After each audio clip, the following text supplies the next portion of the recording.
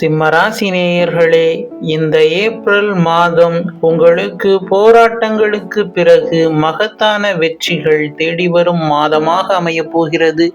எதையும் துணிச்சலோடு எதிர்கொண்டு உங்கள் இலக்குகளை அடைவீர்கள். தொழில் மற்றும் வேலை வாய்ப்புகளில் எதிர்பாராத மாற்றங்கள் உண்டாகும்.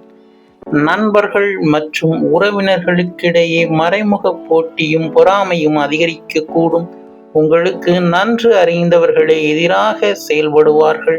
ஆகையால் உங்கள் ரகசியங்களை பகிர்வதை தவிர்ப்பது நல்லது.